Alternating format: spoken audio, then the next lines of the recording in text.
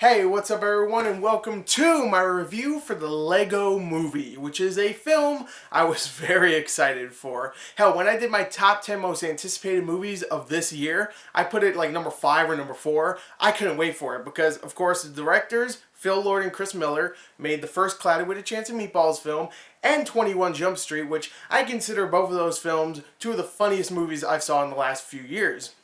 Then, of course, the trailer came out for this, the first one, and it really just got me excited. I was like, whoa, first of all, the animation looks great. It looks very clever, very witty.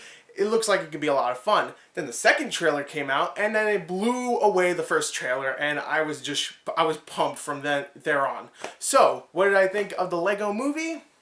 Let's talk about the story. The story for the Lego Movie follows Emmett, voiced by Chris Pratt, who is a normal, everyday Lego man. He's a construction worker, he's very generic, not many people know he actually exists. Even when he's straight up talking to a person, they don't even know he's there.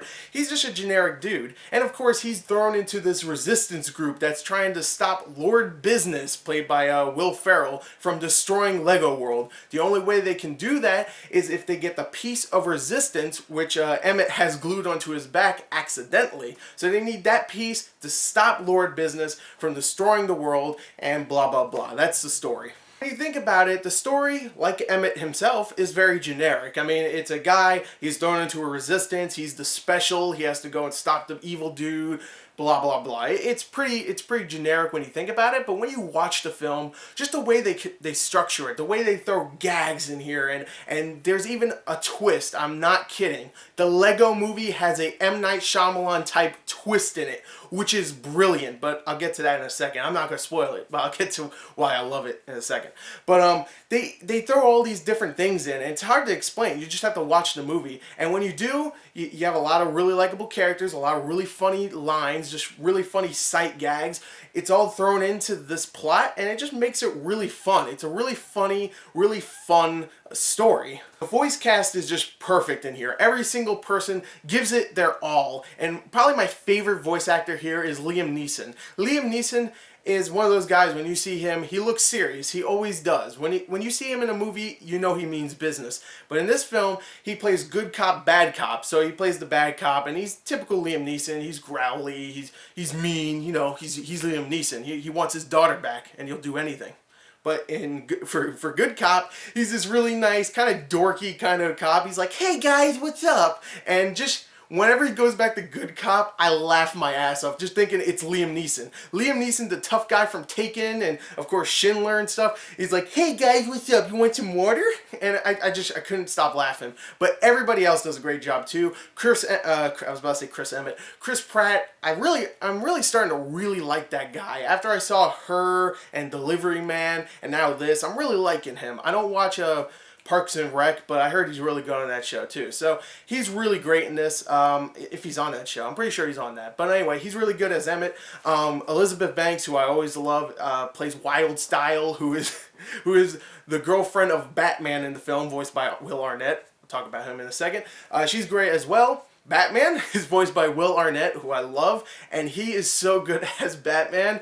It's great. He actually has the voice to go with it, but of course this is more of a comedy, so it's not, he's not going to be moping around all the time. He is great as Batman. Morgan Freeman is, you know, he's Morgan Freeman. He's actually really good and actually very funny too. Everybody else does a great job as well. You have a lot of cameos from certain celebrities like Nick Offerman and Alison Brie, Channing Tatum as Superman, Kobe Smulders as Wonder Woman, Jonah Hill as Green Lantern. You have all these people coming in to voice very small characters in the film, but they all do a really good job. So the voice cast is really fun. Everybody does a great job.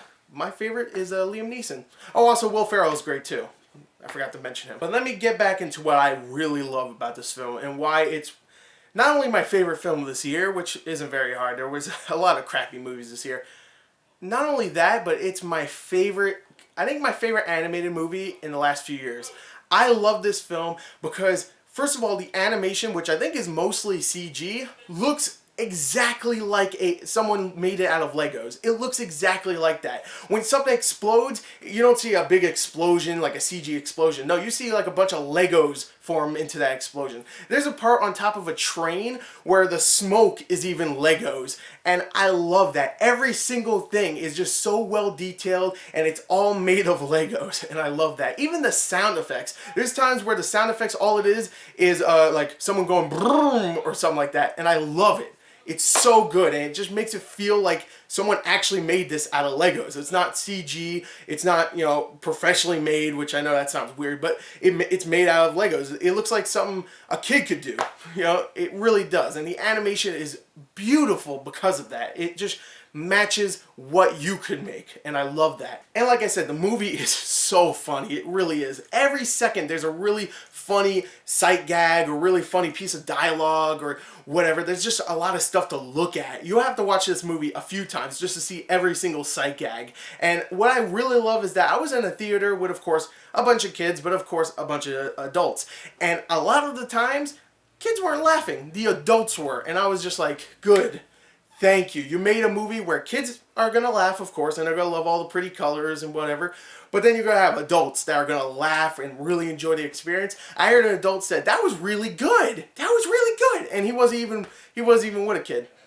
So, you know, he wasn't like going like, hey kid, that was great, right? No, he was just by himself, and I love that. I really do. So this movie is just really funny, very witty, very well written. It's really fast paced, and like I said before, there's a twist in this movie. Again, I can't explain it, but I was just like, wow, M. Night Shyamalan, you might as well stop directing movies, because you can't top this twist. It's so good, and some people might see it coming. I kind of did too, but the way they present it is just so heartfelt and so well done. I don't know. I love this film. I'm going to give it a 40 out of 40. It's my favorite movie this year, but it's definitely one of my favorite animated movies of all time. I don't have any problems with this at all. Not a single thing. Every single thing in this film I love. And I'm going to go see it again. So there you go. There's my review for the Lego Movie. I hope you enjoyed it. Thank you and goodbye.